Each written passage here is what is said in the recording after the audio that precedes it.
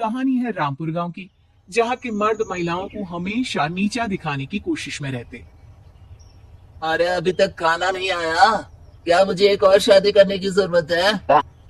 नहीं जी नहीं, ऐसा मत करना, वरना मैं कहाँ जाऊंगी। खाना लेकर मैं अभी आई जी। गांव की पंचायत में भी फैसले हमेशा औरतों के खिलाफ ही रहते। मैं जो फैसला सुनाता हूँ वो भगवान की आज्ञा होती है। इस लड़के ने अपने मन से शादी करके अच्छा नहीं किया। लड़के को घर भेज दो और इसकी शादी इसकी जाति की किसी लड़के से करवा दो। लेकिन ये लड़के, इसे तो गांव के बाहर निकाल दो। नहीं नहीं जमींदार साहब, ये क्या बोल रहे हैं? ऐसा नहीं हो सकता। मेरी बेटी मासूम है, इसे अच्छे बुरे की समझ नहीं है। अरे कहाँ जाएगी ये बेचारी? कहाँ जाएगी?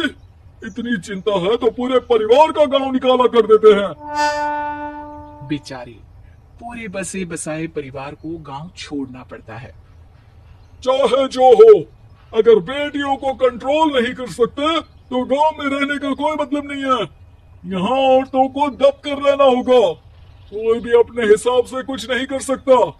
सब ईश्वर की मर्जी से ही होगा। तभी गांव का एक आदमी दौड़ा दौड़ा आता है। सरपंच साहब, जमींदार साहब, वो कालिया है ना, उसकी बेटी पढ़ने के लिए शहर जा रही है। अच्छा, ये कब हो गया? और कालिया की हिम्मत कैसे हो गई ऐसा करने की? लेकर आओ उसे और उसकी बेटी को। बस फिर क्या था, हाजिर हो जाते हैं कालिया और उसकी बेटी सरपंच के सामने। और कालिया, ये क्या सुनने में आ रहा है? बेटी को इंजीनियर बना रहा है तू? और ये बता, गांव में तो स्कूल नहीं है, फिर कहां से इतनी क्लास पास कर गई तेरी बेटी? राधा, जो कि कालिया की बेटी है, उसे लगता है कि सरपंच उसकी तारीफ कर रहे हैं। सरपंच जी, मैंने ऑनलाइन पढ़ाई की है, डिस्टेंस लर्निंग से। सभी में मैंने अच्छे नंबर पाए हैं, जिसे देखते हुए शहर की इंजीनियरिंग कॉलेज में मुझे स्कॉलरशिप मिली है। वाह जी वाह, क्या होती है ये? पहले तो ये बताओ, फिर आगे की बात करते हैं। पूरा गांव राधा की बात सुन रहा था और राधा बोलती जा रही थी। तो ऐसे मैं फ्री में एक अच्छी शिक्षा लेकर गांव में जो कुछ परेशानियां हैं, जैसे बिजली, पानी और इंटरनेट जैसी समस्याओं के लिए काम करूंगी। मैं गांव को शहर से जोड़ने के लिए पुल का निर्माण करवाने का प्रस्ताव रखूंगी। मुझे पूरी उम्मीद है कि जल्द ही हमारा गांव भी तरक्की की राह पर चल पड़ेगा। राधा की बात सुनकर सारे गांव वाले ताली बजाने लगते हैं। सरपंच को समझ नहीं आता कि वो क्या करे। चुप रह नादान लड़की। गांव के खिलाफ जाने के लिए तुझे गांव से बेदखल कर दिया जाएगा, वो भी पूरे परिवार के साथ। और हाँ, अगर ठीक से गांव में रहना चाहती है तो ये पढ़ाई लिखाई छोड़ दे। हम तेरे लिए गांव का कोई होनहार लड़का देखेंगे। तभी गांव का एक आदमी बोल पड़ता है। अरे नहीं नहीं सरपंच जी, राधा बिटिया जो बता रही है, अगर वैसा हो जाए तो हम लोगों को पैसा कमाने के लिए बाहर नहीं जाना पड़ेगा। हाँ जी, और ना ही कोसों दूर पानी के लिए भटकना पड़ेगा। हमारे बच्चे भी अच्छी पढ़ाई कर सकेंगे और आगे बढ़ेंगे, ना कि हमारी तरह खेती करते बैठेंगे। क्यों गांव वालों, राधा बिटिया का साथ देना चाहिए ना। सरपंच देखता है कि गांव राधा के साथ है तो वो चुप हो जाता है।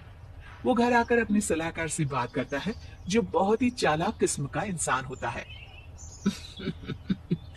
अरे सरपंच साहब, आपको बहुत ही होशियारी से काम लेना पड़ेगा।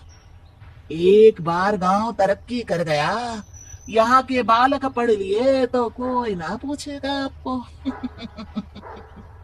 और फिर ये जो बेटा और बेटी है ना आपके, इनको भी आम लोगों की तरह ही जीवन जीना होगा। हाँ, लेकिन करे तो क्या करे? वो ना आप मुझ पर छोड़ दीजिए, बस मैं जैसा बोलूं करते जाइए। अगले रोज सुबह जब गांव वाले सोकर उठते हैं तो राधा के घर के बाहर और साथ ही वो लोग जिन्होंने राधा का सपोर्ट किया था, उनके घर के आगे लाल रंग से कल आऊंगी लिखा होता है। कल आऊंगी? ये क्या होता है? अरे यह तो खून से लिखा है, लगता है कोई भूत प्रेत या चुड़ैल का साया है। चलो सरपंच जी के पास चलते हैं। सभी सरपंच के पास जाकर उसे सारी बात बताते हैं। ओह, ये तो बड़ी मुश्किल की बात है। चलो, मैं एक बाबा को जानता हूँ, उन्हें बुला लेता हूँ। सरपंच बाबा को लेकर गांव के घर के बाहर जाता है।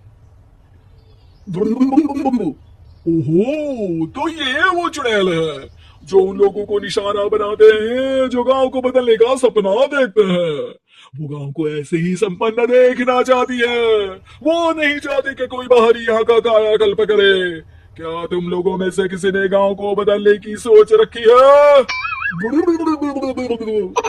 तभी राधा की माँ रोते रोते आती है। मेरी राधा घर से गायब हो गई है। अरे कोई तो बचाओ, मेरी बच्ची कहाँ गई?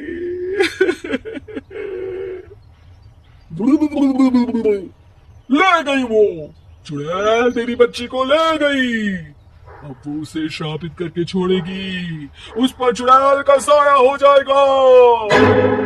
तभी बुरी सी हालत में राधा भी वहां आ जाती है। उसके बाल चुड़ैल की तरफ फैले होते हैं और कपड़ों में खून लगा होता है। सभी राधा को देखकर डर जाते हैं। माँ, पता नहीं मुझे कौन उठा कर ले गया था। अरे दूर दूर हो जा चुड़ैल, अब हम लोग इस गांव में नहीं रुकेंगे। अरे कैसी बातें कर रहे हैं आप? कल तो आप मेरे भरोसे गांव का हुलिया बदलने, अपने बच्चों को पढ़ाने और तरक्की उन्नति की बात कर रहे थे, तो आज क्या हो गया आपको? ये फिर तुम लोगों को बहकाएगी। ये चुड़ैल गांव में आ चुकी है। ऐसे ही ये तुम्हारे घर के बच्चों को भी ले जाएगी। गांव वाले राधा को गांव से बाहर निकाल देते हैं। उसके माँ बाप रोते रहते हैं, लेकिन गांव वाले नहीं मानते। मैं भी अपनी बहन के साथ गांव के बाहर रहूंगा, लेकिन वो पढ़ाई नहीं छोड़ेगी। वहीं सरपंच के घर पर सलाहकार कहता है। देखा, सांप भी मर गया और लाठी भी नहीं टूटी। लेकिन अगले ही दिन सरपंच के घर के बाहर भी वही शब्द लिखे होते हैं। और फिर सरपंच की बीवी कहती है, हमारी बेटी को किसी ने अगवा कर लिया है। तभी राधा का भाई वहां आ जाता है। अरे गांव वालों, मैंने सरपंच जी की बेटी को देखा था। वो चुड़ैल उसे उठाकर ले जा रही थी। अरे क्या मजाक कर रहे हो? नहीं नहीं सरपंच जी, आप नहीं जानते। वो चुड़ैल अब आपकी बेटी में आ जाएगी, जैसे राधा के अंदर आ गई थी। तभी सरपंच की बेटी वैसी ही हालत में वहां आती है जैसे राधा आई थी। पापा, पता नहीं कैसे मैं गायब हो गई थी।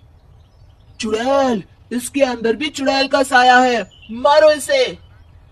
अरे नहीं नहीं, इसे भी राधा के पास गांव के बाहर ही भेज दो। अरे चुप रहो, मेरी बेटी कहीं नहीं जाएगी और चुड़ैल बुड़ैल कुछ नहीं होता है। अरे कैसे बात कर रहे हो सरपंच जी?